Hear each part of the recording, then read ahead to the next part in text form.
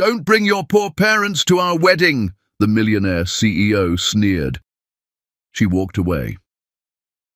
3 years later, he saw her with twin daughters who looked just like her. "Hi, my beautiful and loyal family. Welcome back to the heart of your home, Mr. Peter's family.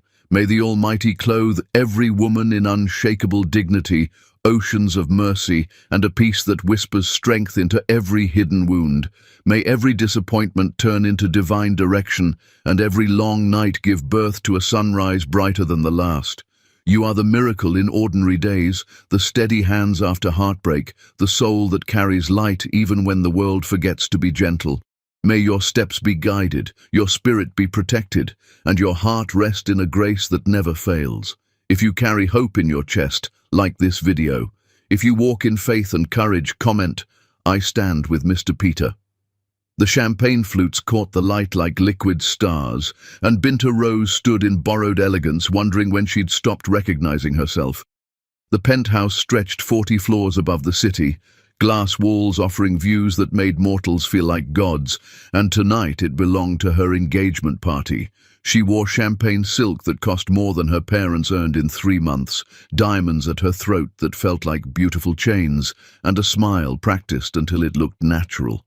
Her reflection in the floor-to-ceiling windows showed a woman she barely knew, polished and perfect and hollow. Marlon Zander moved through the crowd, accepting congratulations like a king receiving tribute. His hand rested on the small of her back, possessive and proud, showing her off to business partners and old money families who measured worth in bloodlines and bank accounts. Binta had spent weeks planning this party, using skills from her event coordinator job to ensure every detail whispered perfection. The flowers were rare orchids flown from Ecuador that morning. The catering was from that restaurant where reservations required knowing someone who knew someone. The guest list read like a directory of power and privilege, each name representing connections Marlon considered essential. Her parents were supposed to arrive at 8. By 8:30, Binta checked her phone for the 4th time, anxiety coiling in her stomach like a living thing. The subway had broken down, her mother's text explained, and they'd had to walk 12 blocks in shoes not made for walking. They arrived at 8:47, and Binta saw them enter through the marble foyer where 50 guests witnessed their arrival. Her heart stopped beating for 3 seconds. Her father wore his only suit, purchased from a thrift store but pressed with the kind of care that spoke of dignity. The fabric was slightly shiny from age and repeated ironings, the cut outdated by a decade. Her mother wore a dress she'd sewn herself from fabric she'd saved months to buy, choosing a modest floral pattern that looked homemade because it was. The stitching was careful and even, the hem perfectly straight, the collar pressed flat. Binta's heart swelled seeing them. These two people who'd worked every day of their lives to give her opportunities they never had, who'd sacrificed so she could attend community college, who'd believed in her when the world suggested people like them should know their place. Marlon's face transformed in seconds. The host's smile vanished, replaced by disgust so naked that several guests noticed and exchanged glances. His jaw tightened, his eyes narrowed, and something cold settled into his expression. He didn't wait or pull her aside discreetly.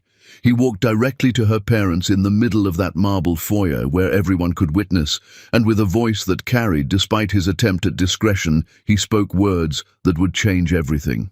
"I'm sorry. There's been a mix-up with the catering staff. If you could wait in the service elevator lobby, we'll sort out the confusion." The insult landed like a fist. Her father understood immediately, his entire body going rigid, his jaw tightening until muscles stood out in his neck, his hands clenching at his sides until knuckles went white. Her mother's face crumbled, confusion giving way to humiliation, as she realized Marlon thought they were hired help, that their clothes marked them as servants rather than guests. Binta felt something crack inside her chest, not her heart, but her illusions, all those pretty lies she'd told herself about love conquering differences, about Marlon seeing past surfaces to the person she was. She rushed across the foyer, her heels clicking on marble that suddenly felt like ice, and Marlon grabbed her elbow with fingers that pressed hard enough to leave marks. He steered her toward his private study with the confidence of a man who'd never been told no. His business partners watched with raised eyebrows. His mother watched with thin lips and cold eyes that held satisfaction rather than surprise. Everyone watched as the host dragged his fiancée away from her parents, standing alone in their thrift store clothes and homemade dress, abandoned in a foyer full of strangers, wearing designer labels. Inside the study, Marlon closed the door and unleashed words he'd clearly been storing, perhaps for weeks, perhaps since the moment he'd met her family. "What were you thinking, Binta? Your father looks like he wandered in from a homeless shelter. That suit is an embarrassment to both of us. Your mother's dress looks homemade because it is homemade, and everyone can tell. My investors are uncomfortable. My mother is mortified. My business partners are questioning my judgment. This is exactly why I had reservations about us in the first place, why I hesitated before proposing." Binta tried to speak, to defend the two people who'd given her everything, but Marlon talked over her with the confidence of a man who'd never been told his opinion wasn't the only one that mattered. "I pulled you from obscurity, from coordinating sad corporate luncheons in hotel conference rooms. You were nobody when I noticed you. You should be grateful I overlook your lack of education, your lack of family connections, your complete inability to understand how my world works. If we're going to make this marriage succeed, you need to accept that appearances matter. Your parents don't fit the image we're building together. They don't belong in rooms like this." His mother entered without knocking, diamonds at her throat catching light like tiny weapons, her expression colder than the champagne being served outside. Her perfume filled the room, expensive and suffocating. "Marlon is being generous by even considering marriage to someone from your background," she said, her voice sharp enough to cut. "Plenty of suitable women from good families would kill for this opportunity. Women whose parents wouldn't embarrass us at social functions. The kindest thing you could do is send your parents home and stop embarrassing yourself. Stop embarrassing my son. Once you're married, Marlon's parents will become your parents. You won't need to maintain ties with people who can't contribute to your social standing, who can't help advance your husband's career." Marlon nodded, agreeing, adding his own poison with the casual cruelty of someone who'd never experienced real hardship. "It's actually a gift, Binta. You'll be elevated into a better family. You should be thanking me for this opportunity, for rescuing you from that life." Something broke inside her. Not her heart, not her hope, but every illusion she'd constructed about this man and this life. She saw Marlon clearly for the first time. A man who loved the idea of being magnanimous more than he loved her, who wanted a beautiful wife as an accessory, but not a partner with a past she refused to erase, who saw her parents as embarrassments rather than the heroes they were. She removed the 15-carat engagement ring. The weight lifting from her finger felt like freedom, like truth, like power she'd forgotten she possessed. The diamond caught light one last time as she placed it on his mahogany desk next to his crystal whiskey decanter, and the sound of diamond meeting wood echoed in the suddenly silent room like a judge's gavel. "You just lost the best thing that ever happened to you." She spoke the words quietly, calmly, with the certainty of prophecy. Then she walked out of his study, through the party of staring guests, past the business partners and old money families who would gossip about this for months, past his mother's shocked face, twisted with rage and disbelief. She took her parents' hands, her father's rough from decades of labor, her mother's soft from lotion applied every night to hide years of work. "We're leaving," Binta said, loud enough for everyone clustered in the foyer to hear. "Because I just remembered that love shouldn't require pretending your family doesn't exist. Because I just remembered that real wealth has nothing to do with bank accounts." They walked out together. The elevator ride down 40 floors was silent except for the mechanical hum and her father's ragged breathing as he fought to control his anger and heartbreak. In the lobby, her father finally spoke, his voice thick with suppressed rage and unshed tears. "He never deserved you, baby girl, not for 1 second of one day." In the taxi home, Binta looked at the city lights blurring past and felt something dangerous growing in her chest. Not sadness, not regret, but cold fire that would burn for years. She made a vow she didn't speak aloud. Marlon Zander would one day know exactly what he lost, and by then she'd be so far beyond his reach that his regret would be its own punishment. His memory of her would haunt him in ways no ghost ever could. Behind them, in the penthouse where the party continued in awkward whispers, Marlon stood holding the ring she'd returned, absolutely certain she'd call tomorrow, begging to come back. His mother told him he'd made the right choice, dodged a bullet, escaped a mistake that would have dragged down the family name. He poured himself whiskey from the decanter where Binta had placed her ring and toasted his narrow escape, convinced he'd just protected his future from contamination. He had no idea he'd just created his own destroyer, forged in the fire of his own cruelty. Chapter 2. The Discovery in Darkness. The studio apartment was 300 square feet of reality after a year of living in Marlon's fantasy. Binta moved in on a Tuesday, carrying everything she owned in 4 boxes and 2 suitcases. Her savings from 3 years of event coordination work, barely enough to cover first month, last month, and security deposit.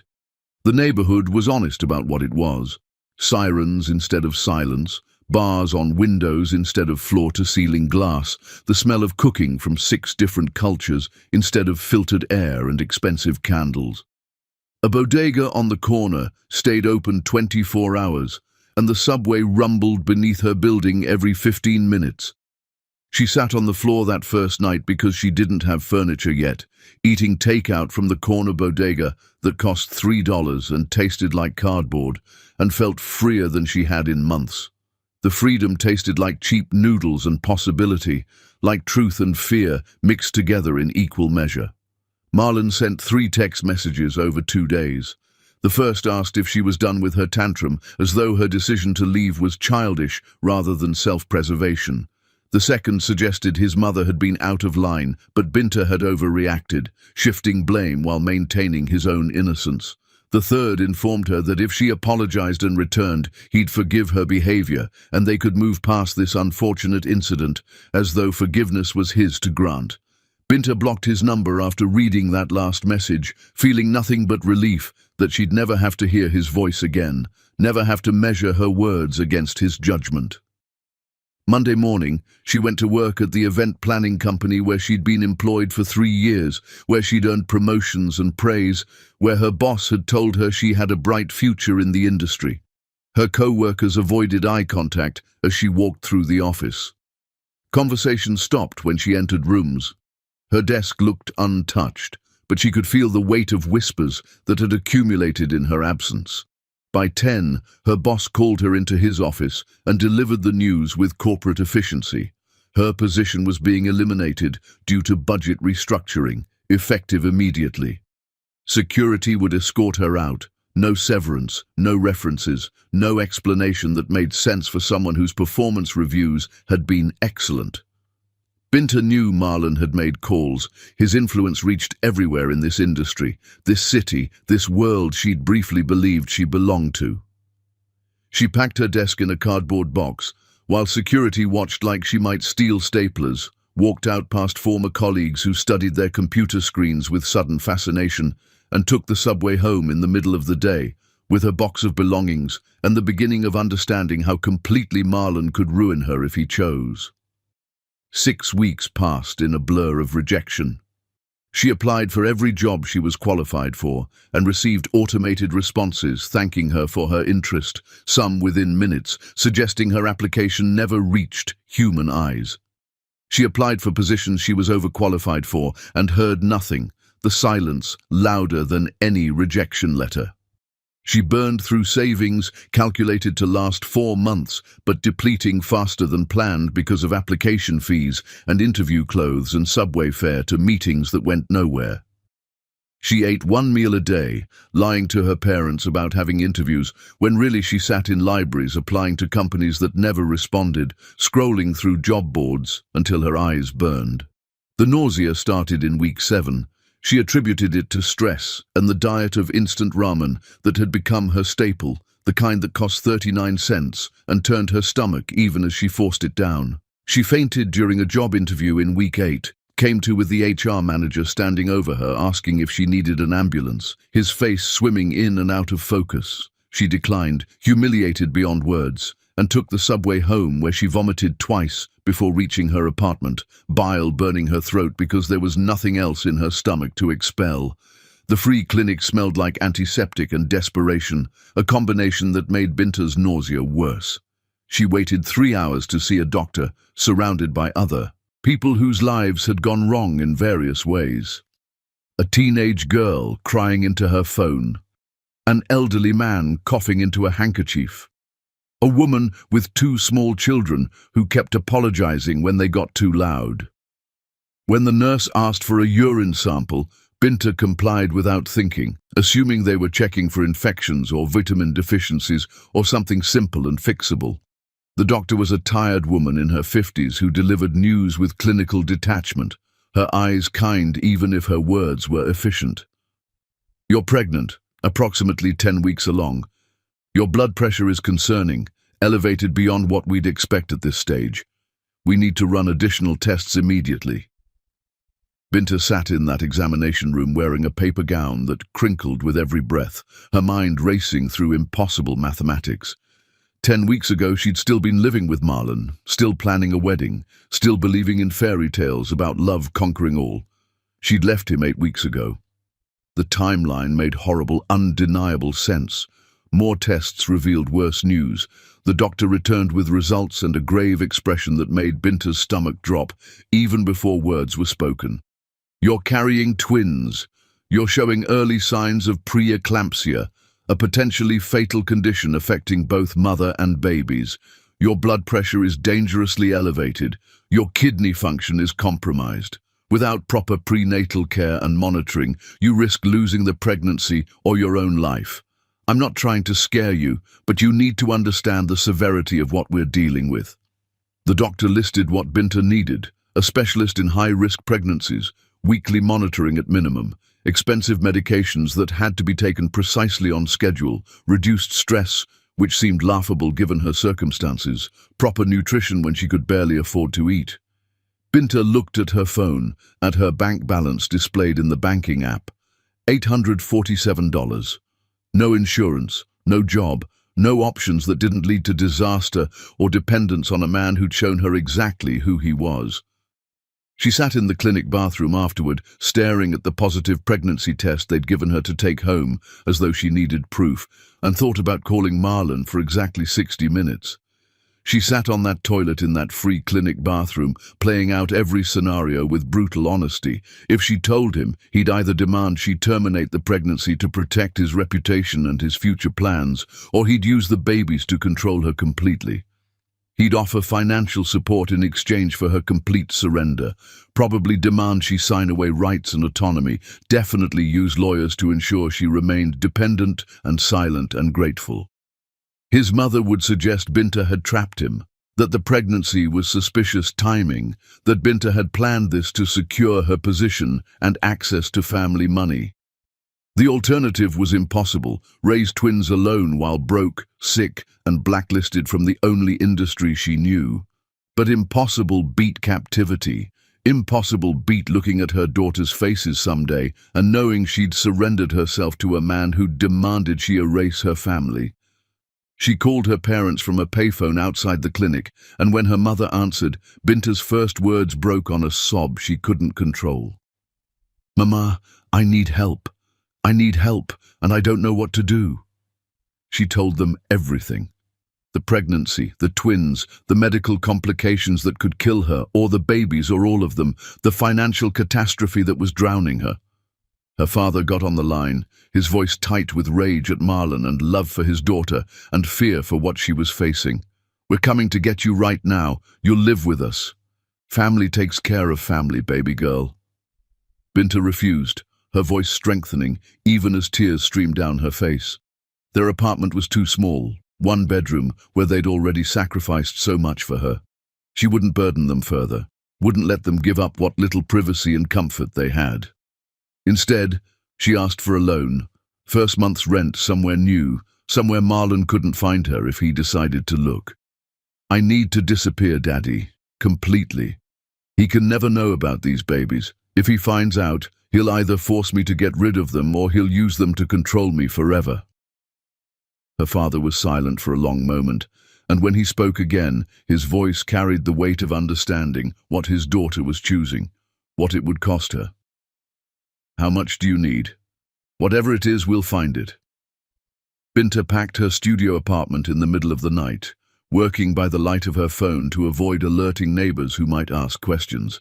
She'd found a city 4 hours away where rent was cheaper and Marlon's name meant nothing, where his business connections couldn't reach, where she could disappear into ordinary struggles that had nothing to do with him. She loaded her car with everything she owned, 4 boxes and 2 suitcases and a duffel bag of clothes, and as she took one last look at the city skyline, glittering with lights that used to promise magic, she placed both hands on her stomach where 2 lives were growing. She'd never been more terrified in her life. She'd never been more determined to survive. She drove into darkness toward an unknown future, and the only sound, louder than her fear, was the double heartbeat of the twins who would change everything, who would give her reasons to fight when fighting felt impossible. Chapter 3. Survival and Transformation. The new city was industrial and grey, the kind of place where people minded their own business because everyone had something they were running from or toward. Binta rented a small house for $650 a month in a neighborhood where bars on windows were standard and sirens sang lullabies every night. The house had 2 bedrooms, peeling paint the color of old bones, and a landlord who asked no questions as long as rent arrived on time in cash or money order. Her first night there, she lay on an air mattress in an empty room that echoed when she moved, her hands on her growing stomach where she could just barely feel hardness that hadn't been there before, and made promises to the twins she couldn't yet feel moving. "You will have everything I never had. You will never be ashamed of where you come from. You will never be anyone's dirty secret or burden." The medical crisis hit at 14 weeks. She woke at 3 in the morning with a headache so blinding she thought something in her skull had ruptured, pressure building behind her eyes until she couldn't see straight. Her vision blurred, doubled, and nausea hit in waves that had her crawling to the bathroom. She called 911 because she had no choice, no one else to call, no other options, and the ambulance ride to the hospital was the longest 20 minutes of her life, every bump in the road sending pain through her skull like knives. The emergency room stabilized her blood pressure with medications that made her feel like she was swimming through fog, everything distant and muffled. The attending physician was a young man who looked exhausted, dark circles under his eyes, suggesting he'd been working too many hours, and he delivered devastating news with practiced sympathy. "Your preeclampsia is progressing aggressively, faster than we'd like to see. Your kidney function is declining at a rate that concerns us. We need to admit you for monitoring and treatment. If we can't control your blood pressure with medication, we'll have to deliver early, and at 14 weeks, that's not viable. The babies wouldn't survive." They admitted her to a ward full of other women with complicated pregnancies, a room with 6 beds separated by curtains that provided the illusion of privacy, but no actual soundproofing. Binta lay in a hospital bed, listening to monitors beep in rhythms that became the soundtrack of her nightmares, watching other women come and go, some leaving with babies, some leaving with empty arms and devastated faces that told stories she didn't want to imagine. She understood she'd entered a sisterhood of survival, where every day was a battle against biology's cruelty, where hope was measured in weeks and days rather than months. A nurse named Thea took special interest in her case. Thea was a black woman in her 40s, with kind eyes and the kind of no-nonsense energy that made you believe she could fix anything if she decided you were worth fixing. She checked on Binta after her shifts ended, brought food from outside because hospital meals were terrible, and Binta needed nutrition the cafeteria couldn't provide, and asked the question nobody else had bothered with. "Where's the father? Does he know you're here?" Binta told the truth for the first time since discovering the pregnancy. "He doesn't know I'm pregnant and he never will. That's not negotiable." Thea didn't judge, didn't offer platitudes about how fathers had rights or children needed both parents or any of the other things well-meaning people said when they didn't understand. She just nodded, studied Binta's face for a long moment, and said something that became Binta's mantra. "Then we better make sure you survive this. Because those babies are going to need the warrior mother I can already see you becoming." Binta was hospitalized for 12 days that felt like 12 years. The medical bills were catastrophic, numbers that made her stomach clench even as social workers connected her with charity care programs that would cover some but not all of what she owed. On day 8, her blood pressure spiked so dangerously high that the medical team gathered outside her door, debating emergency delivery at barely 17 weeks, which would be fatal for the twins, their voices carrying through the thin curtain.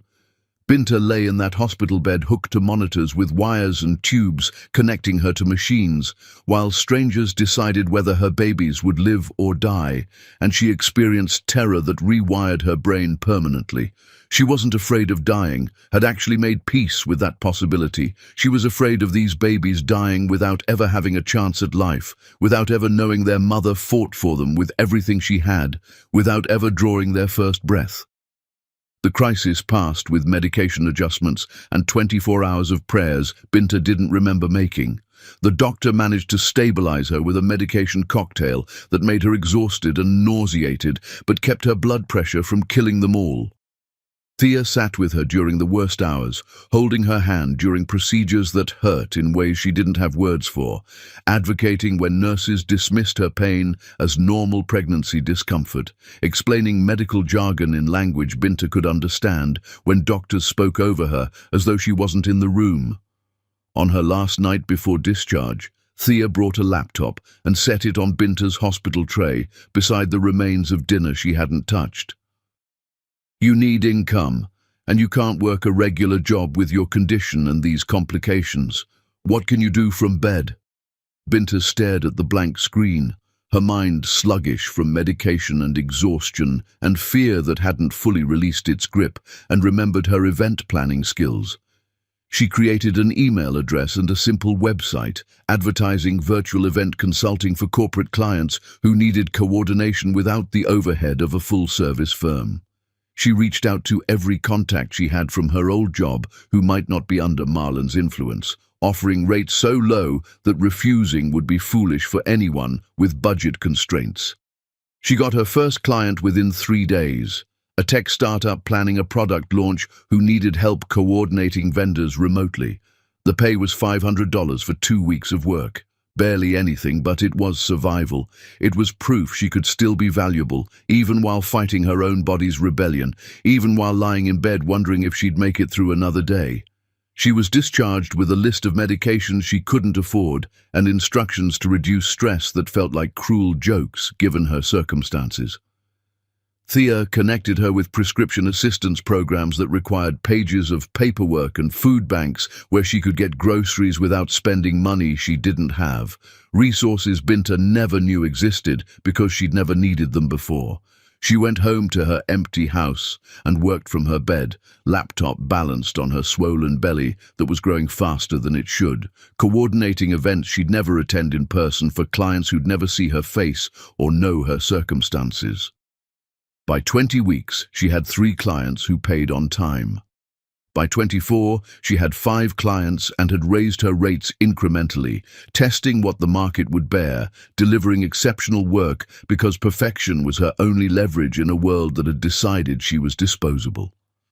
During her 24-week checkup, the ultrasound tech showed her the twins on screen, tiny humans now with distinct features visible in grainy black and white. "Do you want to know the sexes?" "Yes," Binta whispered, her throat tight. 2 girls, healthy as far as we can tell, considering everything." Binta cried in the examination room, knowing her daughters would face the same prejudices she had, the same dismissals, the same demands to make themselves smaller.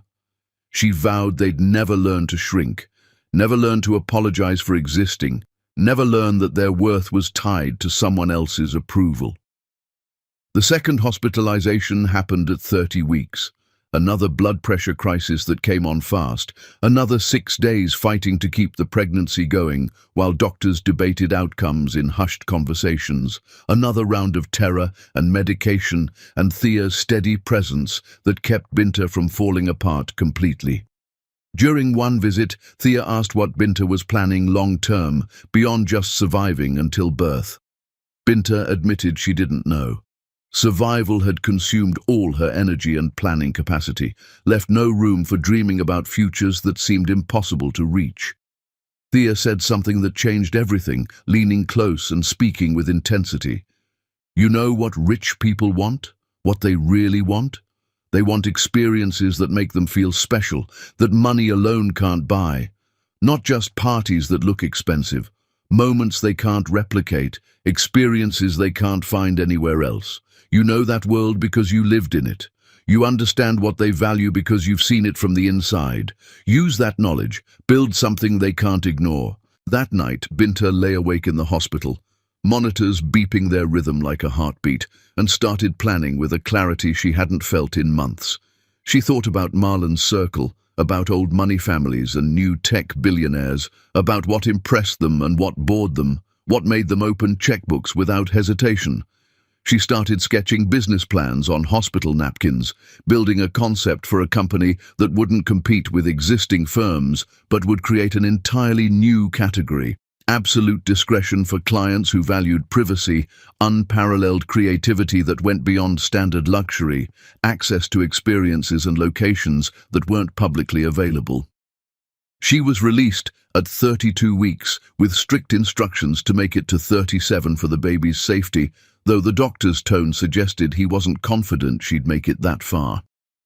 She made it to 36 before labor started naturally, her water breaking while she was on a client video call that she had to abruptly end.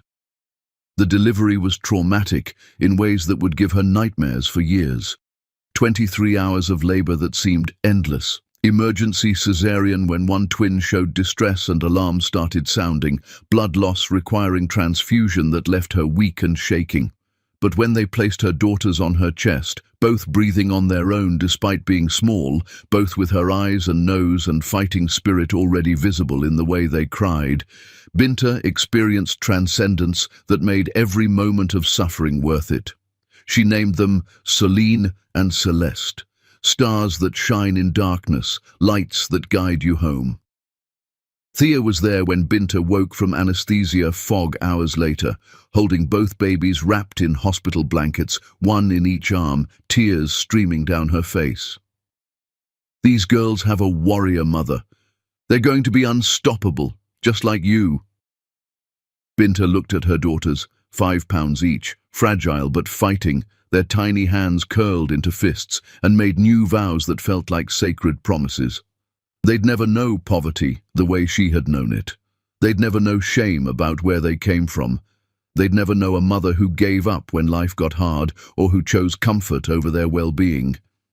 6 weeks postpartum, sitting in her living room with her laptop while her daughters slept in bassinets beside her, their breathing the only sound in the quiet house, Binta sent an email to a contact Thea provided. Her brother worked security for a reclusive tech billionaire planning his daughter's wedding. The email was perfectly crafted, professional but intriguing, offering to create an experience unlike anything the billionaire had seen, guaranteeing discretion and creativity that would exceed his expectations.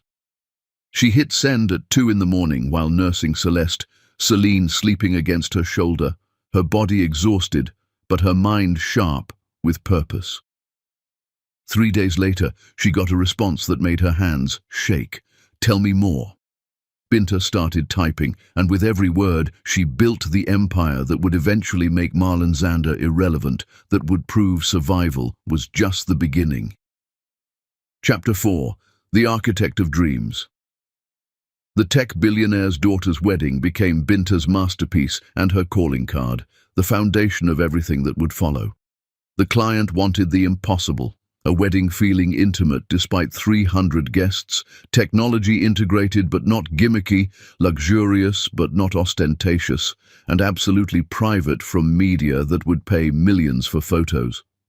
Binta delivered everything from her living room, coordinating vendors she'd never meet in person, designing experiences she'd never witnessed firsthand, working through video calls while her daughters slept or played beside her. She hired a single local representative, a former wedding planner named Simone, who asked no questions about why Binta never appeared in person and followed instructions perfectly, treating every detail as sacred.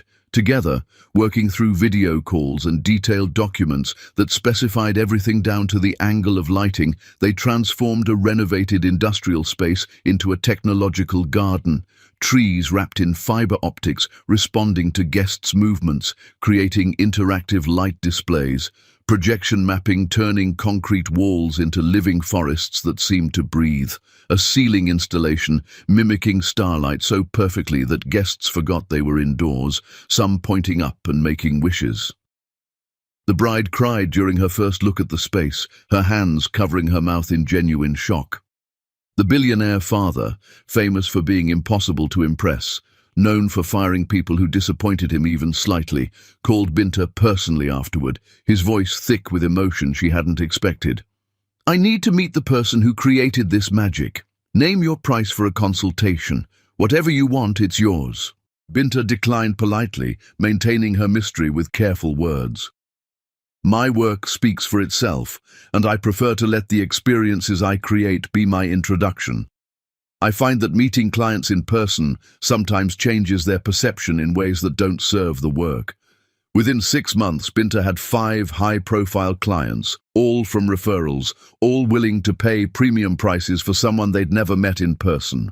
She named her company Noir Velvet Events, choosing words that whispered sophistication and exclusivity without shouting them. She hired Simone full-time for on-site coordination and added 2 more remote coordinators who worked from their own locations. Her daughters were 9 months old, crawling and babbling and developing personalities when she landed the client that changed everything. An international royal family planning a private celebration for a princess who wanted Western luxury combined with cultural authenticity. The budget was unlimited, the timeline was impossible, and failure would mean losing access to an entire network of potential clients. Binta accepted with confidence she didn't entirely feel but had learned to project. She worked 18-hour days while her parents watched Celine and Celeste, sleeping in 4-hour shifts, surviving on coffee and determination that bordered on obsession. She conducted video calls at 3 in the morning because of time zones, her face carefully made up, even though exhaustion dragged at her bones. She designed a multi-day event incorporating traditional elements with modern elegance, coordinating logistics across 3 countries with vendors who spoke 5 different languages. The event was featured in one exclusive industry publication, showing Binta from behind, her silhouette against her incredible design, her face never visible, maintaining the mystery that was becoming her brand. The article called her the ghost architect of luxury experiences, and speculation about her identity became part of her marketing without her having to do anything. Industry insiders demanded to know who she was, where she trained, what connections gave her access to these clients who usually worked with established firms. Binta revealed nothing, understanding that mystery had value, that scarcity created demand. Her company generated $2 million in revenue that first year, a number that seemed impossible when she looked at spreadsheets showing the math. Binta moved from the small house with peeling paint into a modest 3-bedroom apartment in a better neighborhood where sirens were occasional rather than constant. Not wealthy, but safe enough that she could breathe. She bought real furniture that wasn't second-hand. She paid her parents back with interest they refused to accept, forcing her to deposit it in their bank account without telling them. Celine and Celeste had their first birthday party with a cake from an actual bakery that wasn't homemade from budget ingredients, and Binta cried when they smashed frosting into their faces, remembering where she'd been 1 year ago, hospitalized, terrified, broke, wondering if she'd survived to see this moment. Around this time, Marlon's company began losing clients in ways that confused him. A tech CEO who'd exclusively used his firm for 5 years chose someone else for the annual gala. A fashion brand found a new planner for their Fashion Week events without explanation. A corporate client whose contract had seemed secure suddenly didn't renew. Marlon didn't understand why his dominance was slipping, why loyalty he'd taken for granted was evaporating. His mother blamed the economy and changing tastes. His business partners blamed his leadership and his distraction since the broken engagement. Nobody suspected the world was simply discovering better options that didn't come with Marlon's particular brand of arrogance. By year 2, Binta's company generated $5 million in revenue, growth that exceeded projections and attracted attention from business publications. She hired a full team of 10 people working remotely, all excellent at their specific roles, all paid well above industry standard, all fiercely loyal because she treated them as professionals rather than employees. She moved into a house with a backyard where Celine and Celeste could play, a swing set and sandbox and grass that needed mowing. The house wasn't a mansion, wasn't even in a wealthy neighborhood, but it was hers, purchased with money she earned doing work she controlled. Her daughters learned to walk in that house, taking their first wobbly steps across the living room floor. They spoke their first words there, both saying "mama" within days of each other. They knew nothing of their father, and when they asked questions that all children eventually ask, Binta told them the truth she'd prepared. "Your daddy lives far away, and he doesn't know about you, but you have me and your grandparents who love you so much, and Auntie Thea who helped us when we needed it most. And that's more than enough. Love isn't about biology, it's about who shows up." The profile in Luxury Event Quarterly showcased her work across 2 pages without identifying clients, respecting the discretion her business was built on.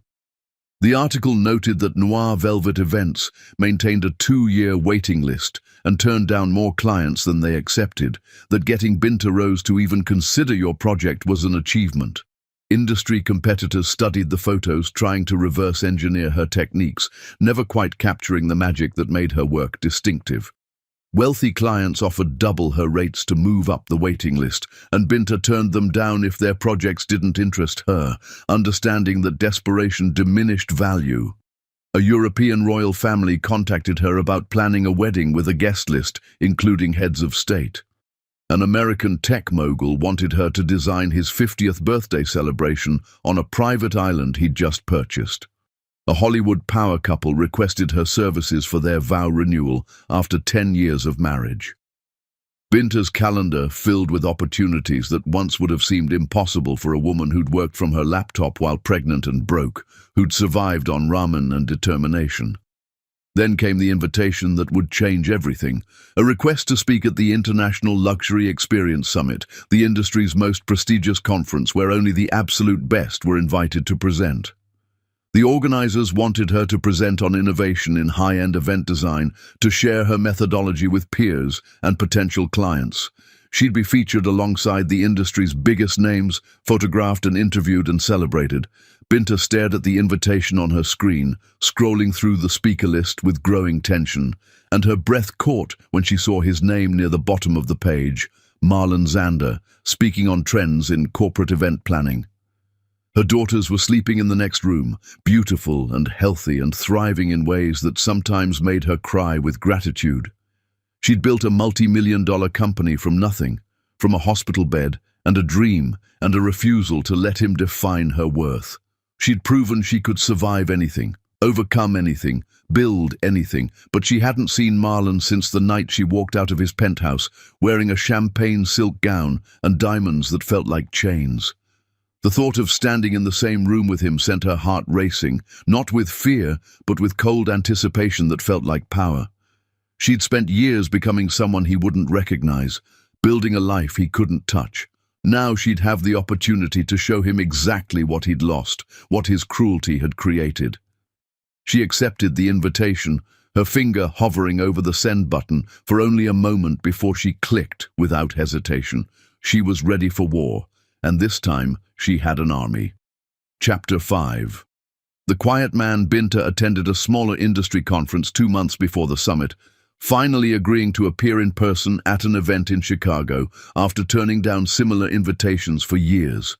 She brought Celine and Celeste, now 2.5 years old, leaving them with a trusted nanny at the hotel while she networked.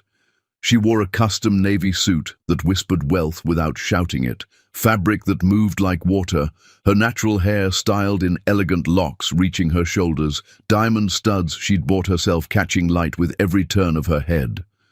The conference center buzzed with industry professionals seeking connections and contracts.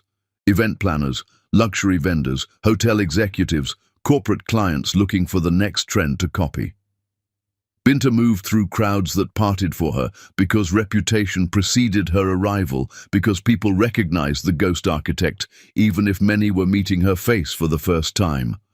She maintained polite distance, professional but unreachable, answering questions about her work without revealing anything personal.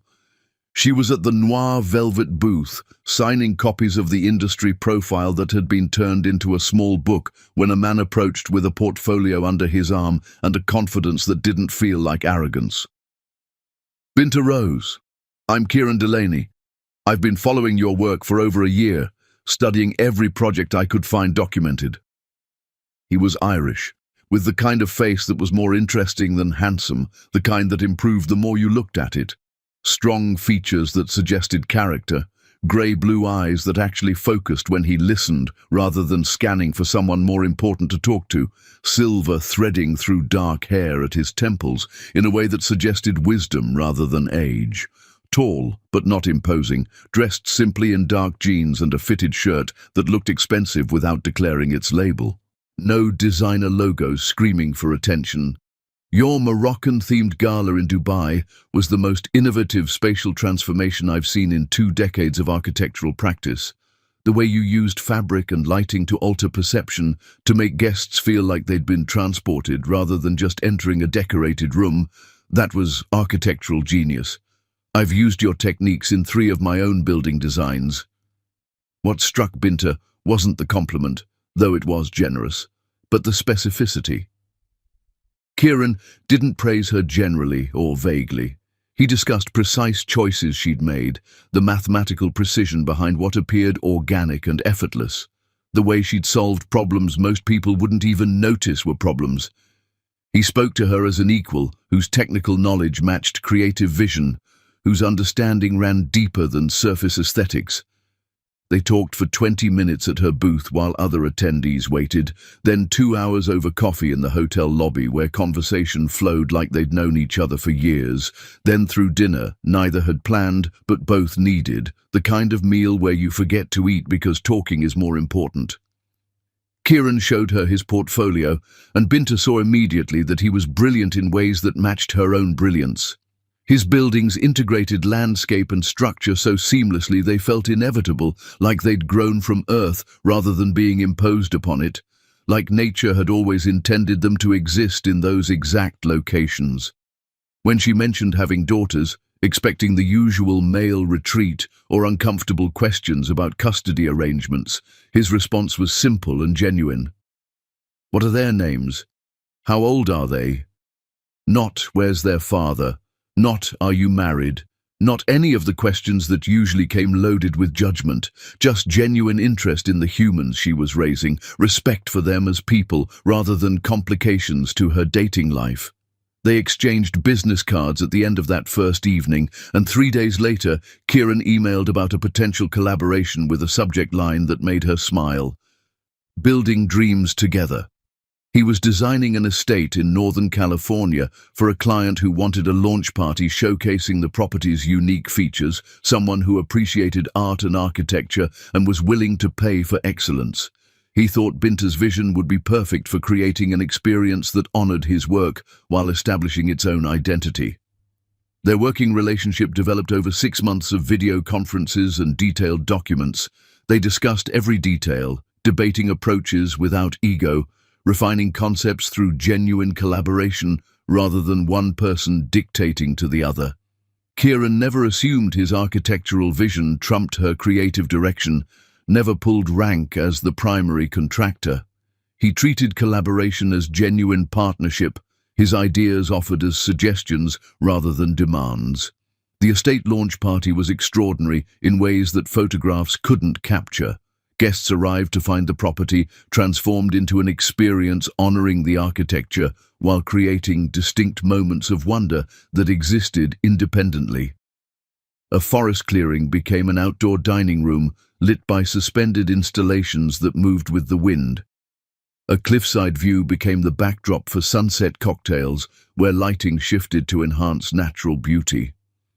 The home's library became an intimate space for conversations that would lead to business deals and lifelong friendships.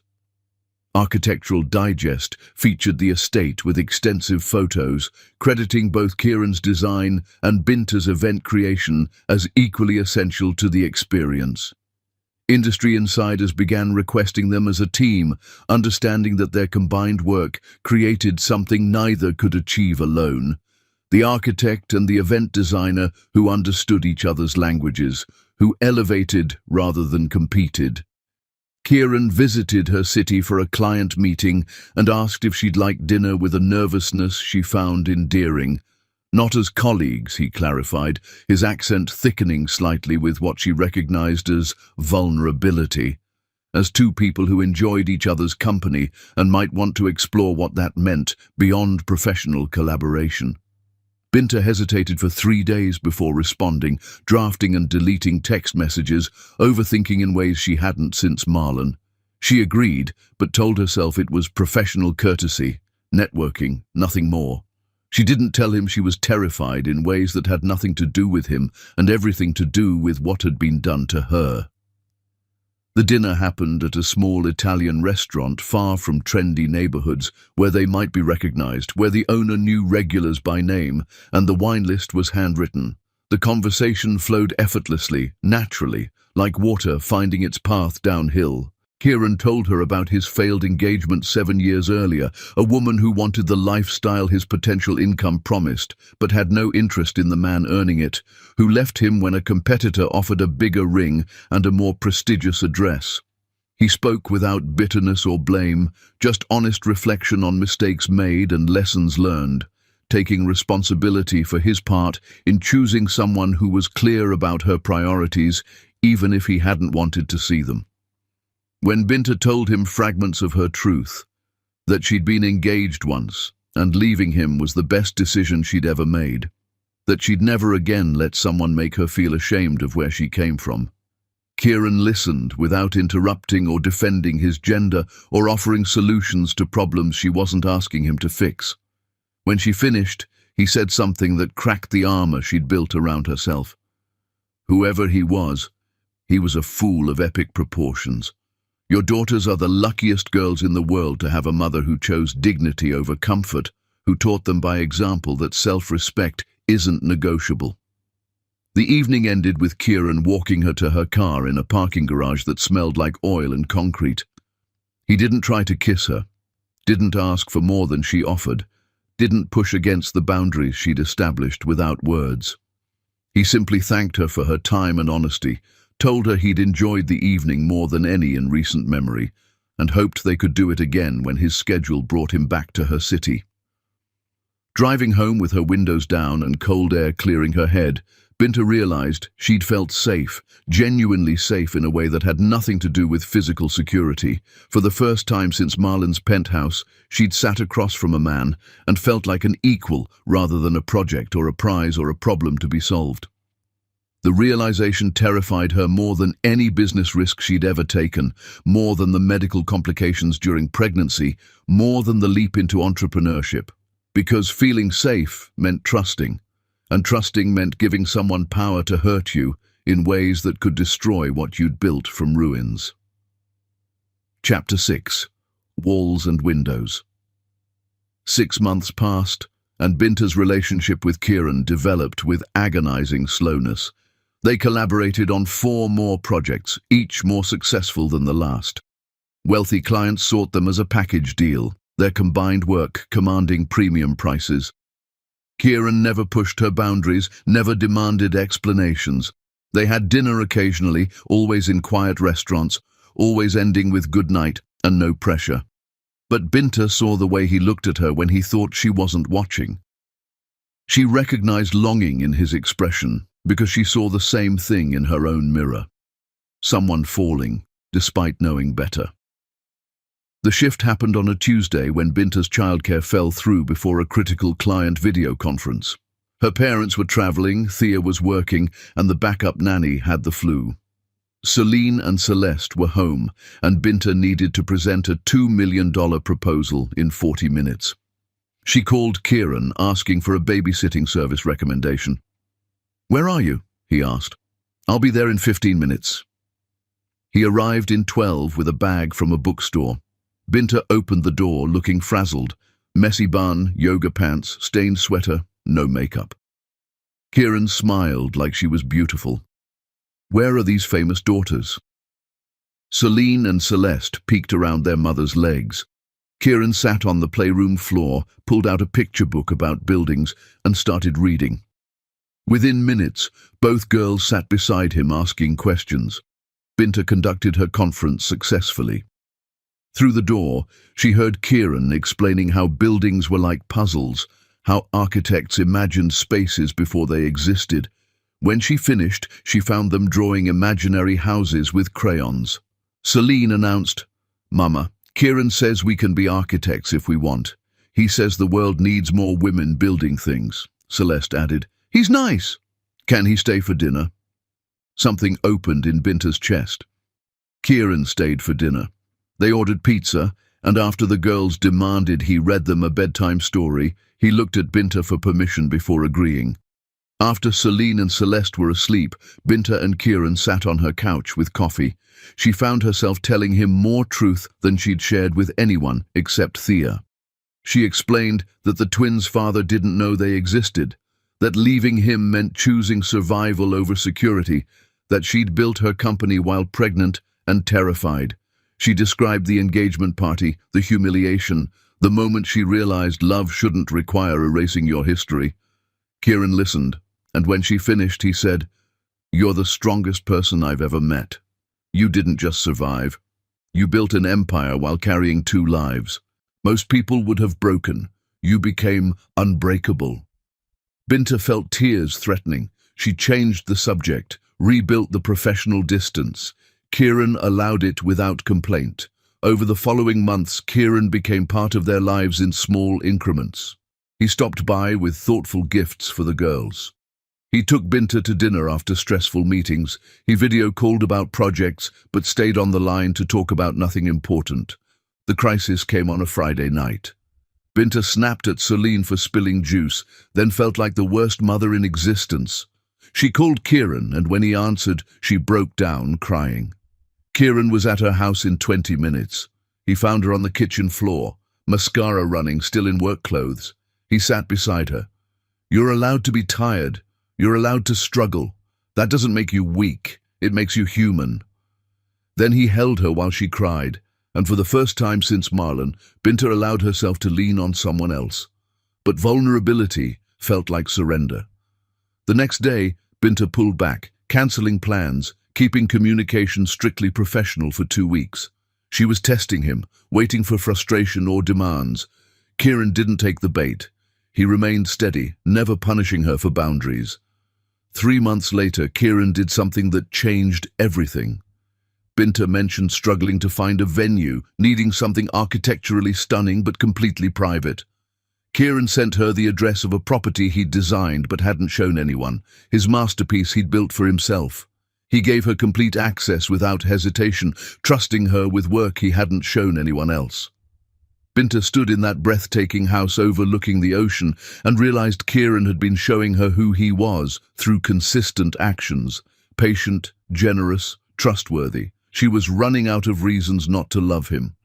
The invitation to the International Luxury Experience Summit arrived that same week, forwarded by her assistant with a note saying this was a huge opportunity. Binta opened the email, scrolled through the speaker list with growing tension, and her breath stopped when she saw Marlon Zander's name listed 2 slots before her scheduled presentation time. She stared at that name for 10 minutes, memories flooding back with force that felt physical. Then she picked up her phone and called Kieran with her heart pounding. "Will you accompany me to an industry event in 6 weeks? I need someone there with me." She didn't explain why she needed him, didn't mention Marlon's name, didn't describe the history that made this request significant.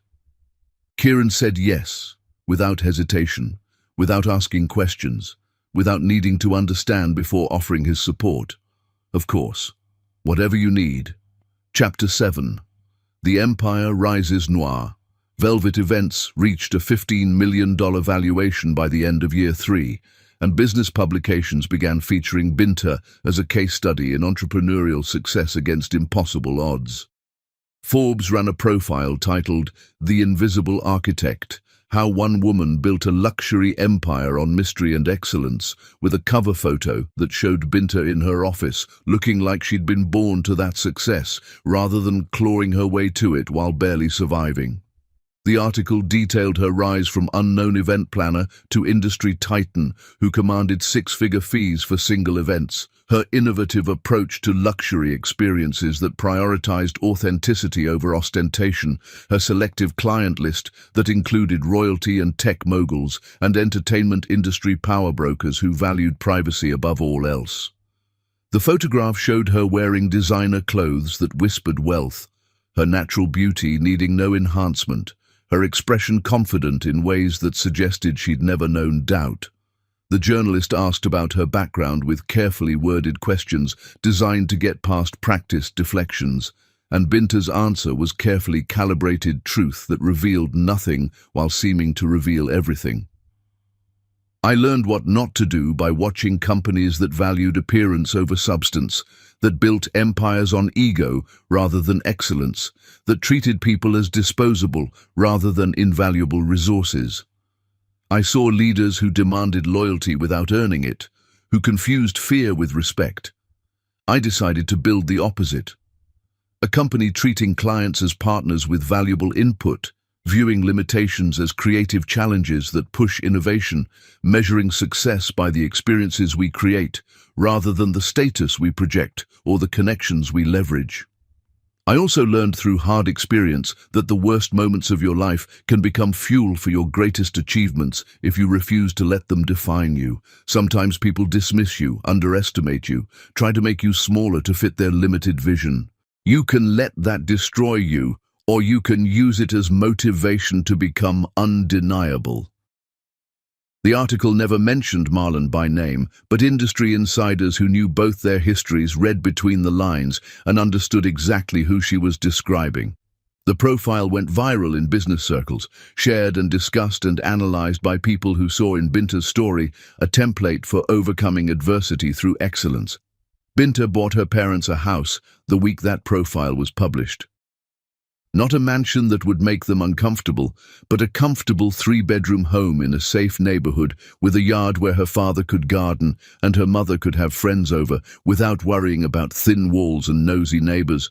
Her father cried when she handed them the deed, tears streaming down his face as he held the paper that represented security they'd never thought they'd have. "You didn't have to do this, baby girl." "Yes, I did, Daddy. You gave me everything when you had nothing. This is just returning a fraction of what you invested in me." Meanwhile, Marlon's company hemorrhaged clients and reputation with accelerating speed that suggested something systemic rather than random.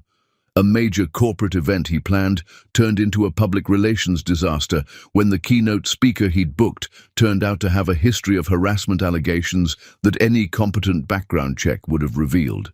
A celebrity wedding made tabloid headlines for all the wrong reasons when vendors he hadn't properly vetted sold exclusive photos to paparazzi within hours of the ceremony. His insurance premiums skyrocketed after a liability lawsuit from a client whose guests suffered food poisoning at an event where Marlon used a caterer known for health code violations, but who offered prices too good to pass up. His business partners began distancing themselves, their confidence in his leadership evaporating with each new disaster. His mother, always his fiercest defender, suggested he step back and let others manage daily operations while he focused on damage control.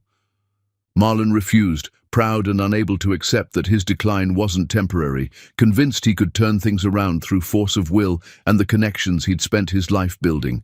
He heard whispers about noir velvet events everywhere he went, this mysterious competitor stealing clients he thought were loyal for life. When the Forbes article circulated through his network, he saw Binta's name and photograph while sitting at his desk reviewing financial statements that showed losses he couldn't explain. He stared at the image for a full minute, not recognizing her initially because the woman in the photograph looked nothing like the modest event coordinator he'd dated years ago. Then recognition hit like a punch that knocked the air from his lungs. Marlon read the article 3 times, focusing on the timeline that made horrible sense.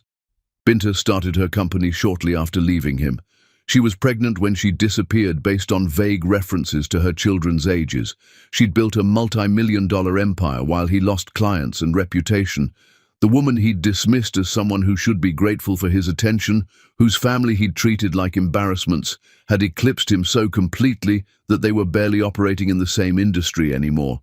He tried reaching out through business channels, sending a LinkedIn message that attempted to strike a tone of professional admiration while suggesting they reconnect as colleagues who'd once been close. Binta's assistant intercepted the message per standing instructions established years ago, blocking it before Binta ever saw it or knew he'd tried to make contact.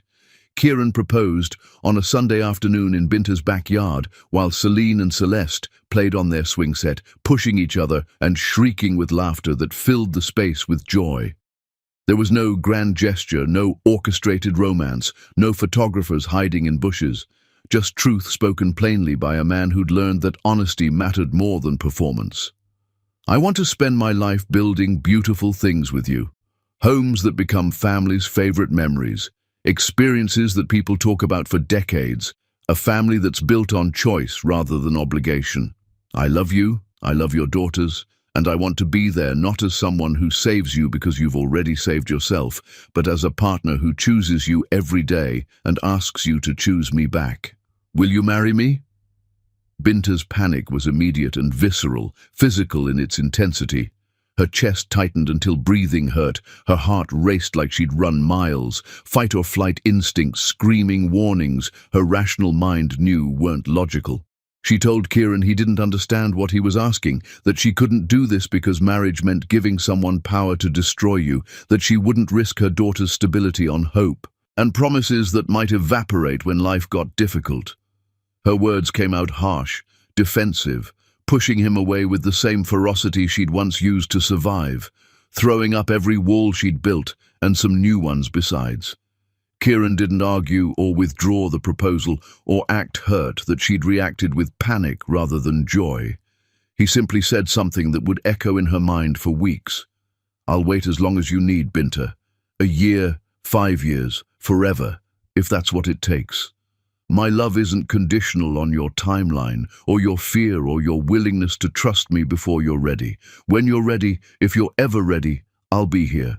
And if you're never ready, I'll still be here as your friend and collaborator and someone who thinks you're the most extraordinary person I've ever met." Then he stayed for dinner, like nothing happened, playing with Celine and Celeste, treating Binta with the same gentle respect he always had, proving through actions that his words weren't manipulation.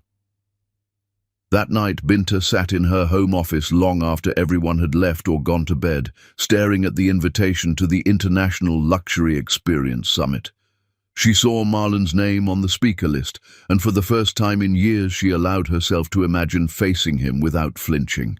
Not for revenge, because she was too successful for revenge to matter, but for closure, for proof that she'd transcended what he'd done to her, for the satisfaction of showing him exactly what he'd lost when he decided her family wasn't good enough for his world. She accepted the speaking invitation with a note, including a +1. Kieran Delaney, her partner in business and life, would accompany her. The summit was 6 weeks away. Binta prepared her presentation with meticulous care that bordered on obsession, crafting a speech that would showcase her company's achievements without mentioning the man whose dismissal sparked her ambition.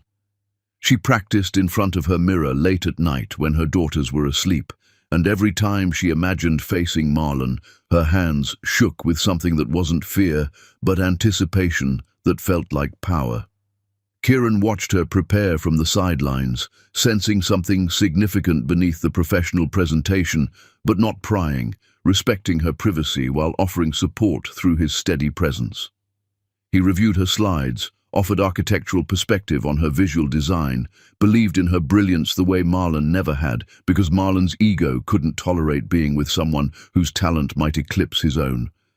2 weeks before the summit, Binta received news through industry channels. Marlon's mother had died suddenly of a heart attack, collapsing at a charity luncheon and dying before the ambulance arrived. She read the obituary online, studying the photograph of a woman who'd once sneered at Binta's parents, and felt nothing. Not sympathy, not vindication, just the blank indifference reserved for strangers whose deaths don't touch your life in any meaningful way. She wondered if Marlon would even attend the summit now, if grief would keep him home, or if professional obligation would force him to honor commitments. Part of her hoped he wouldn't show up, that she'd prepare for confrontation that never came. The stronger part hoped he did attend, because she was finally ready to show him exactly what his cruelty created. A woman beyond his reach, beyond his understanding, beyond his capacity to hurt ever again. Chapter 8. The Reckoning Begins. The International Luxury Experience Summit took place in New York City at a 5-star hotel. Binta arrived 3 days early, leaving Celine and Celeste with her parents. She booked a suite on the executive floor, and Kieran arrived the day before her presentation, taking a separate room. The summit's first day was networking and smaller panels. Binta moved through crowds with practiced grace, shaking hands, accepting compliments, deflecting personal questions. She wore a black suit tailored to perfection, minimal jewelry except for diamond studs. She looked like power incarnate. Marlon was scheduled to speak the second day, 1 hour before Binta. She saw him in the hotel lobby talking to attendees. He looked older. Stress had carved lines around his eyes, grey threading through his hair, his posture less commanding. Their eyes met across the lobby for 3 seconds. Marlon's face showed shock, confusion, fear. Binta held his gaze with perfect composure, then turned away. She gave him nothing. Marlon's presentation took place before 500 industry professionals. Binta watched from backstage, Kieran beside her. Marlon's speech focused on maintaining luxury standards in challenging times, code for his company struggling. His examples were competent but uninspired, events that looked expensive but lacked innovation. The audience responded politely but without enthusiasm. When he finished, applause was professional courtesy rather than genuine appreciation. Binta was introduced next. Binta Rose, founder and CEO of Noir Velvet Events, recognized globally for redefining luxury experiences. She walked onto the stage in a burgundy dress that commanded attention, her confident presence filling the space before she spoke. Marlon froze halfway to his seat when he heard her name. He moved to the back row, unable to look away. Binta's presentation was a masterclass. She took the audience through her creative process, explaining how she transformed limitations into innovations, how she built relationships with clients based on trust rather than transactions.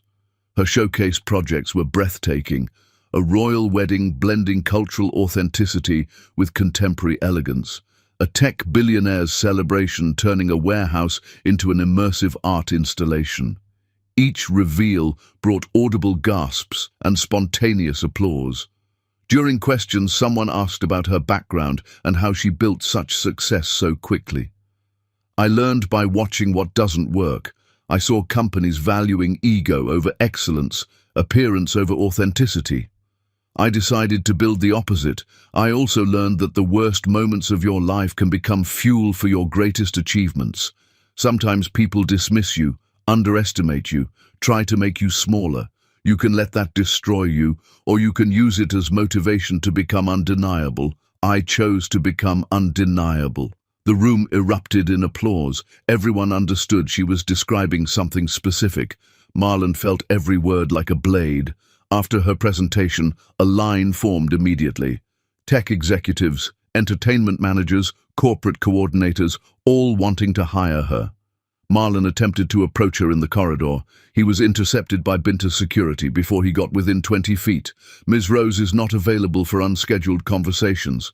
Marlon insisted he knew her personally, that they had history. The security team member said flatly, "Ms. Rose's instructions were explicit.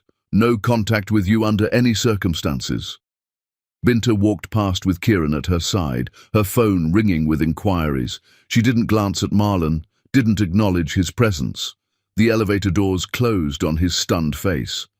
That evening, the summit hosted a gala dinner. Binta wore a floor-length emerald gown, Kieran beside her in a tuxedo. They were seated with other industry leaders. Marlon was seated 3 tables away with colleagues who spent dinner checking their phones. Binta never looked in his direction, but she knew he was watching. When Kieran asked Binta to dance, they moved together like partners who'd been practicing for years.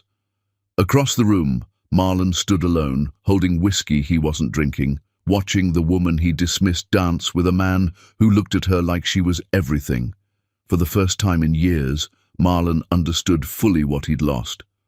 Binta left the gala early, telling Kieran she wanted to call her daughters. As they exited, she passed within 3 feet of Marlon without acknowledging his existence. He'd become a ghost in her story. Chapter 9. The final walls crumble. The summit ended on a high note for Binta, with 3 major clients signing contracts and 2 more requesting detailed proposals.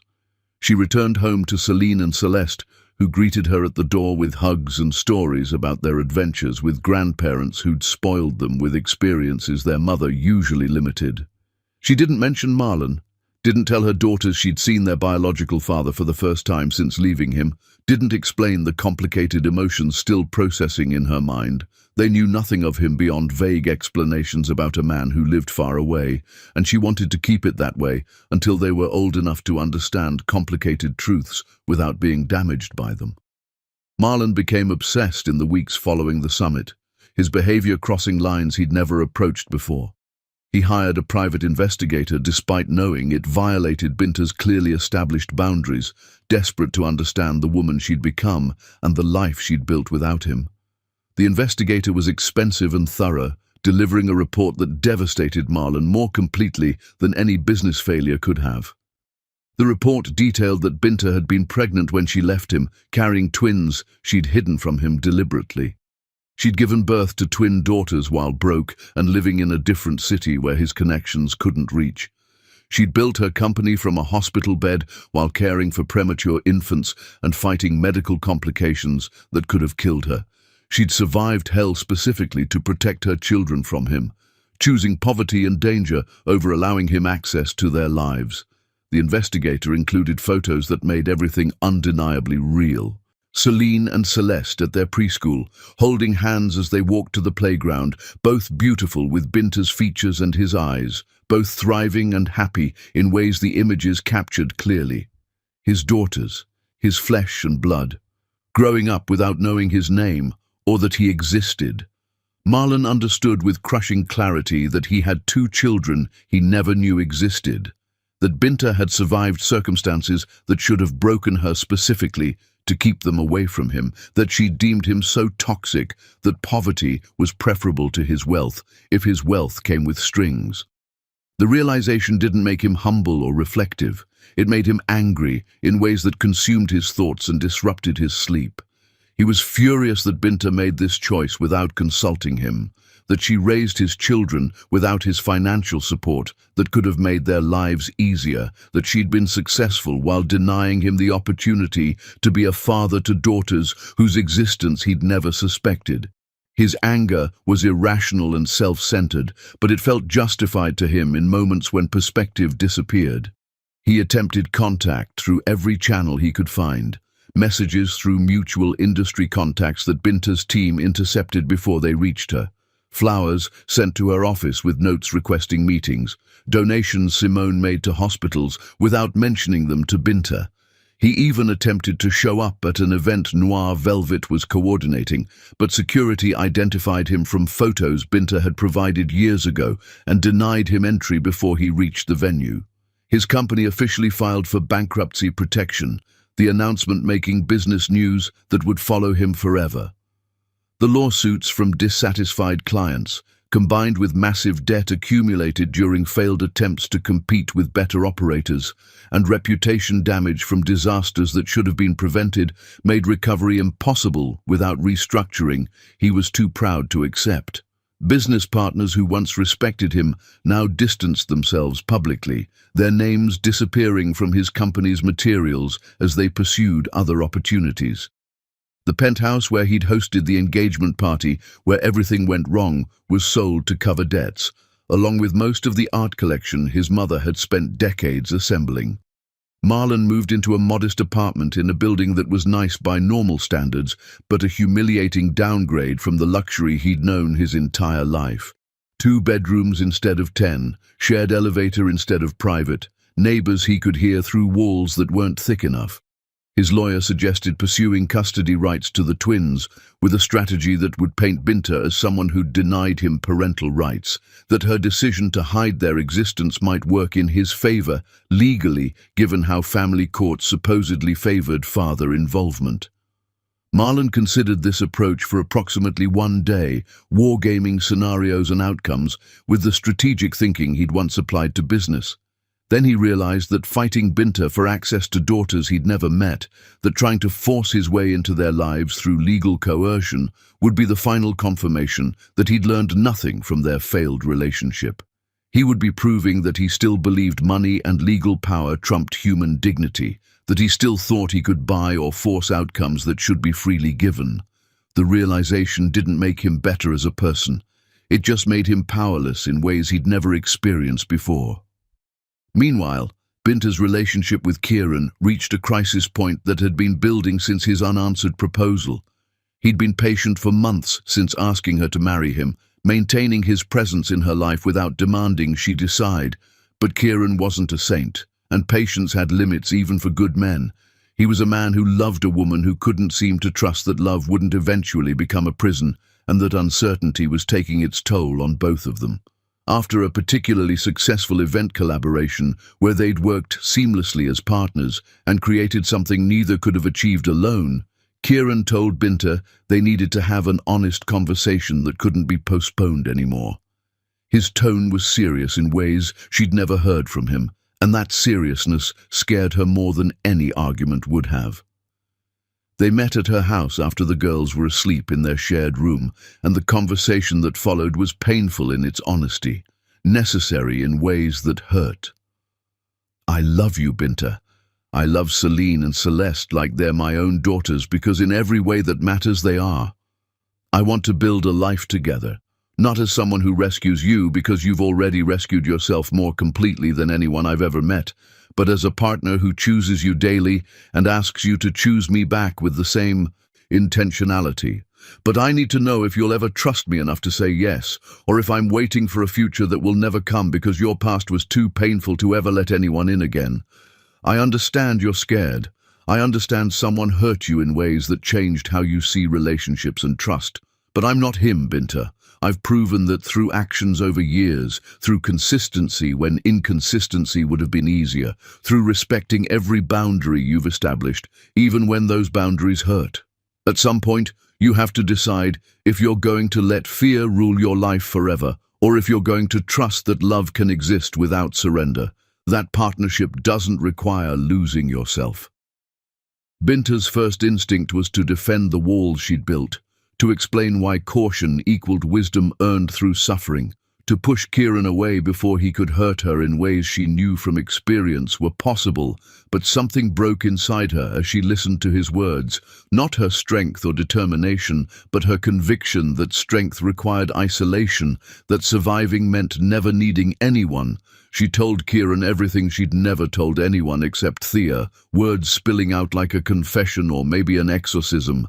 The complete unedited story of Marlon and the engagement party, describing in detail she'd never spoken aloud how her parents had been treated like servants in front of 50 witnesses.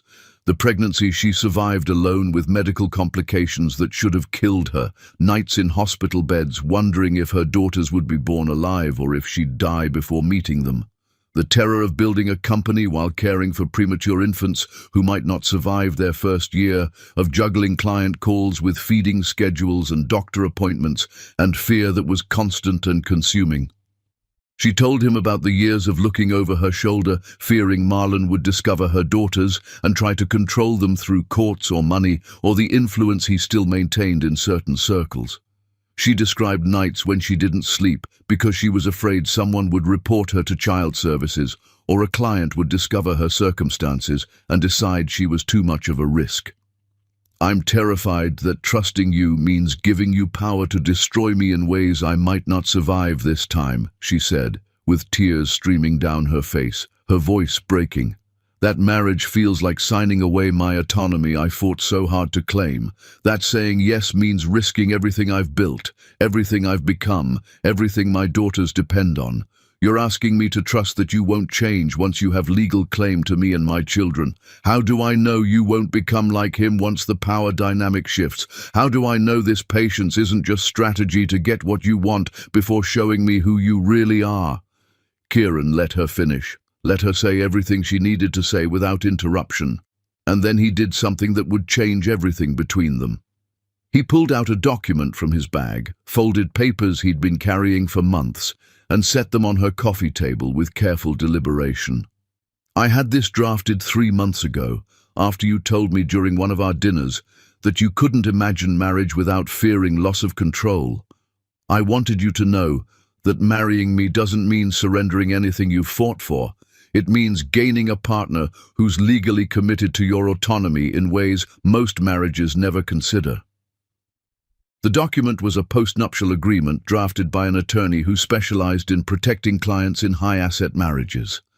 The agreement specified in explicit legal language that if they married, Binta retained complete legal and financial independence in all matters. Her company remained solely hers, with no claims possible from Kieran regardless of circumstances. In the event of divorce, Kieran had no automatic claim to her assets or her daughters unless she chose to grant custody voluntarily.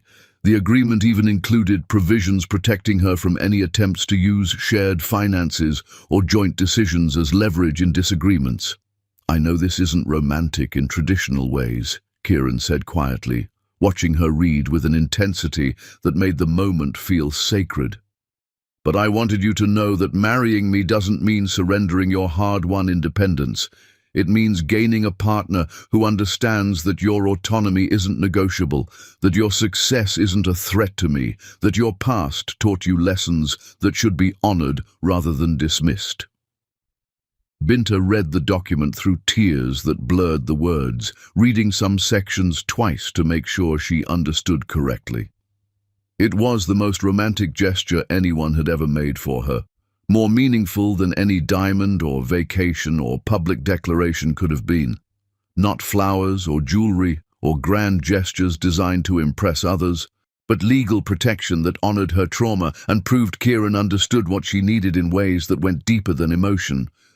She looked up at him with tears streaming freely down her face, not trying to hide them anymore, her voice barely working when she finally spoke. "This doesn't change that I'm terrified. That fear doesn't just disappear because you've done everything right." Kieran responded with words she'd remember for the rest of her life. "I know you're terrified, and I'm not asking you to pretend you're not. Fear doesn't mean you're weak or damaged. It means you're brave enough to risk being hurt again by someone you're choosing to trust. I can't promise I'll never disappoint you, or that marriage will always be easy, or that we won't have hard days when you question this decision, but I can promise I'll never try to make you smaller, never demand you choose between loving me and being yourself, never treat your success as a threat to my ego that needs to be managed or diminished.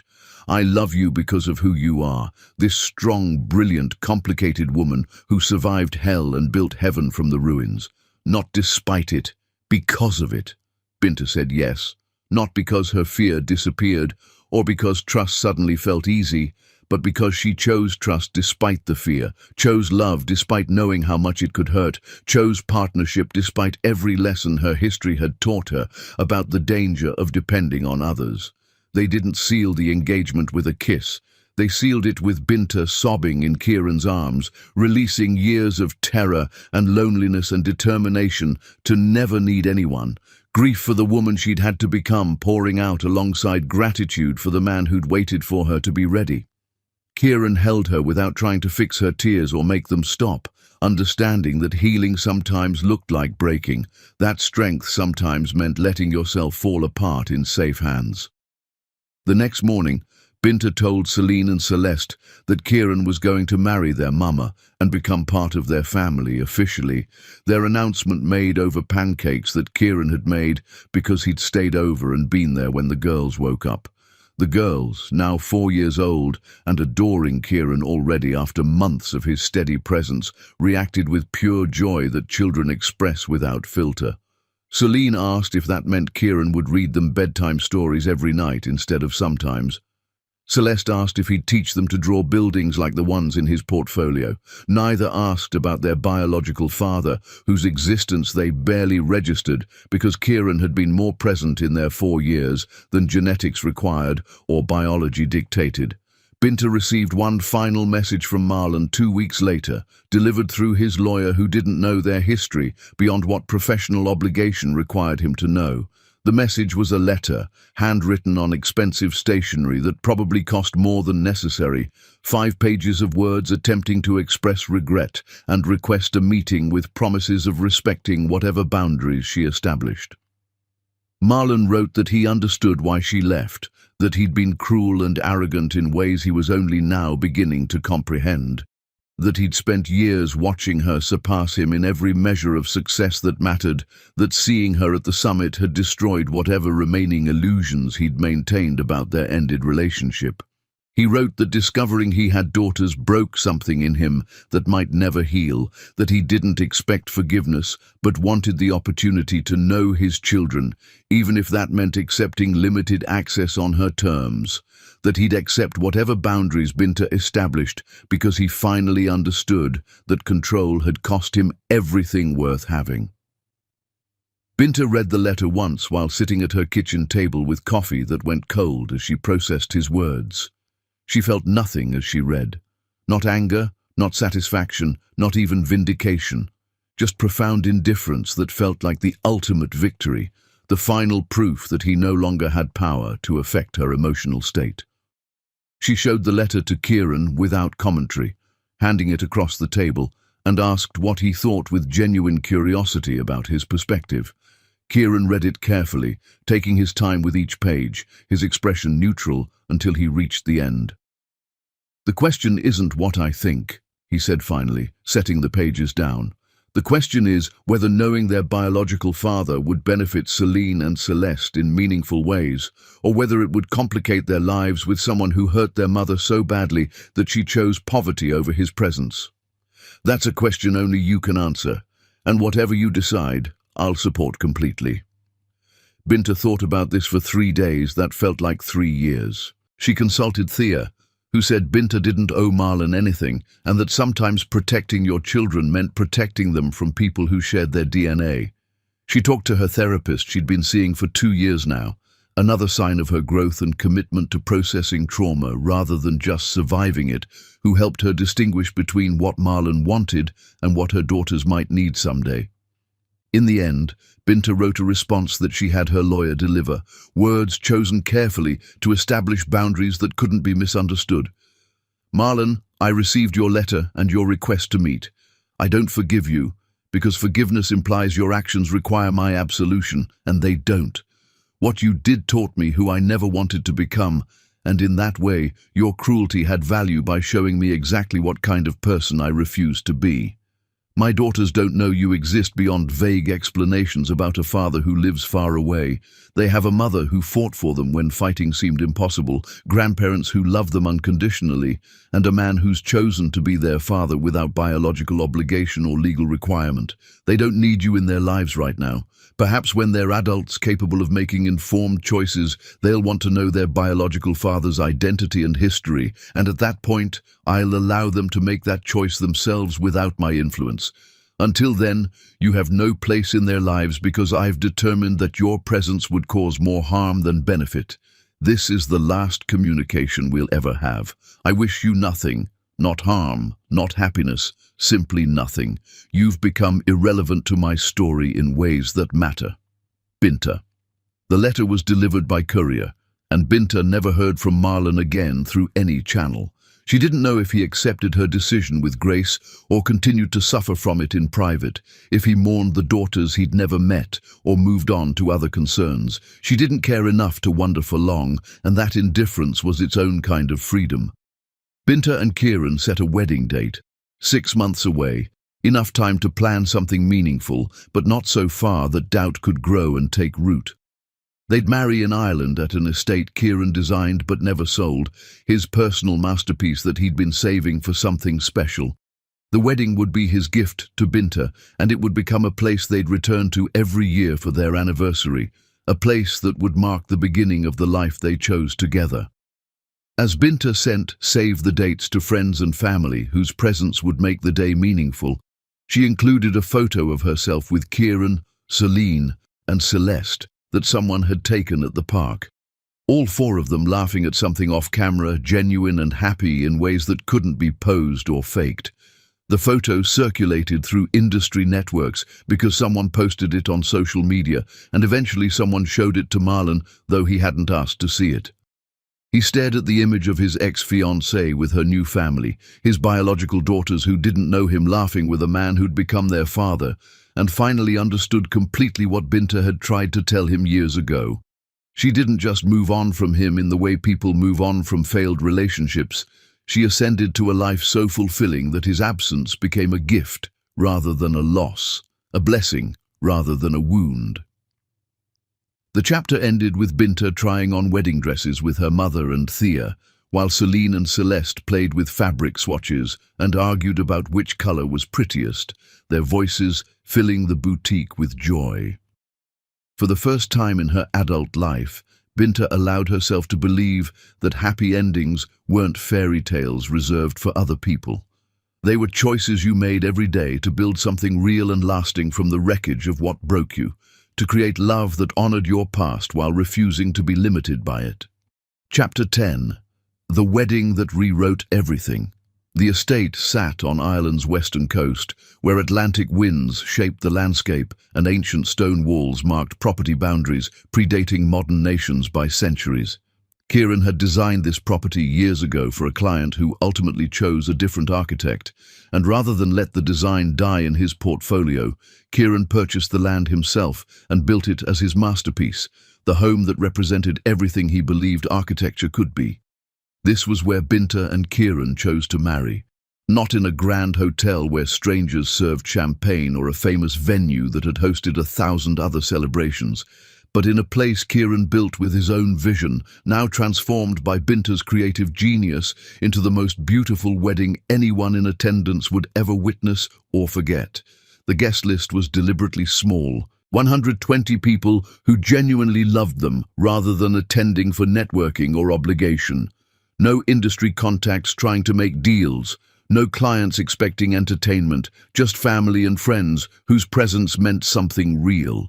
The wedding took place on a Saturday in late September, when the Irish coast displayed its dramatic beauty without the summer crowds. The ceremony was outdoors, in a garden Kieran designed with native plants and stone pathways that seemed to have grown naturally over centuries, overlooking the ocean, where waves crashed against cliffs in rhythms that predated human observation. Binta wore a custom gown designed by an emerging black designer she'd discovered and mentored through challenging early stages of her career. Ivory silk that flowed like water when she moved, hand-embroidered with gold thread in patterns referencing both African textile traditions and contemporary elegance. Her locks were styled in an elaborate updo woven with gold thread and fresh flowers that had been cut that morning. She wore her grandmother's pearl earrings, the only jewelry she needed, the only connection to ancestors who hadn't lived to see this day, but whose sacrifices made it possible.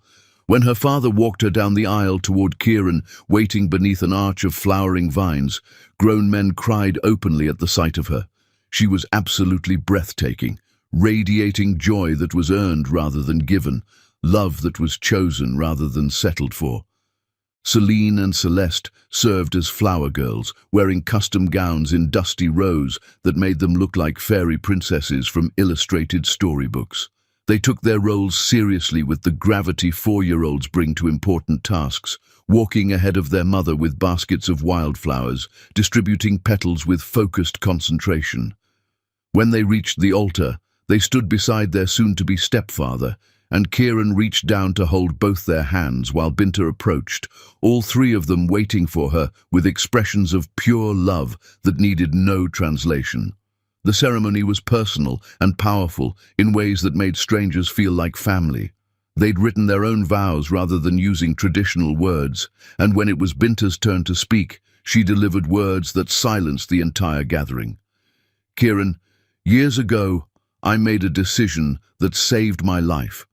I chose dignity over comfort, independence over security, myself over someone else's version of who I should be to make their life easier. I thought that choice meant I'd always be alone, that strength required isolation, that surviving meant never needing anyone. You taught me I was wrong about everything except the importance of choosing myself. You showed me that love doesn't mean surrender, that partnership doesn't require losing yourself, that trusting someone can make you stronger rather than weaker if you trust the right person. You loved my daughters before you had any obligation to them. You supported my success without feeling threatened by it. You gave me space to heal without abandoning me to my fear. You are the man I didn't know I was allowed to hope for. I choose you, not because I need you, but because loving you makes me more fully myself. I promise to build a life with you that honors both of our strengths, that celebrates our differences, that creates a family based on choice rather than obligation. I promise to trust you even when fear tells me to hide. I promise to be your partner in building beautiful things, homes, experiences, a family, a future. I love you with the kind of love that knows darkness and chooses light anyway. There wasn't a dry eye in the gathering. Kieran's vows were equally powerful, promising to honor Binta's independence, to be a present father to Celine and Celeste, to build a partnership based on mutual respect rather than traditional roles that neither of them believed served modern relationships. When they kissed after being pronounced married, the guests erupted in applause that competed with the sound of waves crashing against cliffs below, nature itself celebrating their union. The reception took place in the estate's great room overlooking the ocean. A soaring space with floor-to-ceiling windows, exposed stone walls, and modern lighting that made the room feel both intimate and grand. Binta had transformed the space into something magical. Tables set with linens in shades of cream and gold, centerpieces of wild Irish flowers mixed with exotic blooms that represented both their heritages, lighting that shifted subtly throughout the evening to match the sunset's progression outside. Dinner was a celebration of both Irish and African cuisines, Kieran's heritage and Binta's, combined on plates that honored both traditions without appropriating or diminishing either. Wine flowed from bottles Kieran had been collecting for years, conversations sparkled with genuine connection, and the energy in the room was pure. Binta's father gave a toast that made everyone cry again, his voice breaking as he spoke about watching his daughter transform pain into power, survival into success, fear into love. "There was a man once," he said, and everyone who knew the story tensed, "who thought my daughter wasn't good enough for his world. What he didn't understand is that she was too good for it. She built her own world, and we're all blessed to be in it. To Binta and Kieran, may your love be as strong as the woman who fought for it." Thea gave a toast about meeting Binta at her lowest moment and watching her refuse to stay down. She talked about hospital nights when Binta fought to keep her pregnancy, years of building a company while caring for infant daughters, the gradual transformation from survival to thriving that inspired everyone who witnessed it. When Binta and Kieran danced their first dance to an Irish song about finding home in another person, they moved like people who'd learned each other's rhythms through collaboration and patience. Watching them, everyone understood this wasn't a beginning. It was a continuation of something already built strong. Celine and Celeste danced with both their mother and Kieran, giggling as Kieran lifted them to spin them around. Later, they fell asleep on a couch in a quiet room, exhausted from excitement, and Binta covered them with blankets, kissing their foreheads, whispering promises they couldn't hear, but she needed to make. Meanwhile, hours away in a Dublin apartment, Marlon saw wedding photos on social media. Someone from the industry had attended and posted images without thinking about who might see them. Binta in her wedding gown looking like royalty, Kieran gazing at her like she was the only person who mattered, the twin daughters standing beside their mother with faces that showed his features mixed with hers, the sunset over the Irish coast, the joy radiating from every image. Marlon stared at these photos for an hour, unable to look away, unable to process what he was seeing. His company was bankrupt. His mother was dead. His reputation was destroyed. His luxury lifestyle was gone. And the woman he dismissed had built an empire, raised 2 daughters, found a man who loved her without conditions, and created a life so fulfilling that Marlon's absence became an advantage rather than a loss. He understood with brutal clarity that Binta Rose didn't win by destroying him. She won by becoming so genuinely happy that he became completely irrelevant to her extraordinary life. Back in Ireland, as midnight approached, Binta stepped outside onto the terrace overlooking the ocean, needing a moment alone to process the day's emotions. Kieran found her there, wrapping his arms around her from behind, and they stood together watching moonlight on water. "Happy?" Kieran asked softly. Binta realized the answer wasn't about the wedding or the business success or even Marlon's downfall. She was happy because she chose herself when it mattered most, built a life on her own terms, and learned that the greatest victory isn't destruction, it's becoming so genuinely fulfilled that the person who hurt you becomes inconsequential to your joy. She turned in Kieran's arms. "I'm happy because I'm exactly where I chose to be, with exactly who I chose to love, living exactly the life I built from nothing. That's not revenge. That's freedom." They returned to the reception where their friends and family were still celebrating, where Celine and Celeste were awake again demanding more dancing, where Binta's parents laughed with Kieran's family, where Thea toasted with wine and told stories that made everyone laugh. Binta looked around at this gathering of people who chose to love her and be loved by her, and she thought about the scared, broke, pregnant woman she was years ago. That woman survived, so this woman could thrive. The story ended with Binta dancing with her daughters while Kieran photographed them, preserving this moment of pure joy. In the background, guests celebrated. On the horizon, dawn would bring a new day, a new life, a new chapter built on the foundation of everything Binta survived and overcame. Marlon Zander's name was never spoken at the wedding. He wasn't cursed or mourned or celebrated. He was simply absent. A footnote in Binta's history, a lesson learned but not a wound that still bleeds. Binta Rose won not by defeating him, but by rendering him completely irrelevant to the beautiful, powerful, loving life she built with her own hands, her own strength, and her own unbreakable will.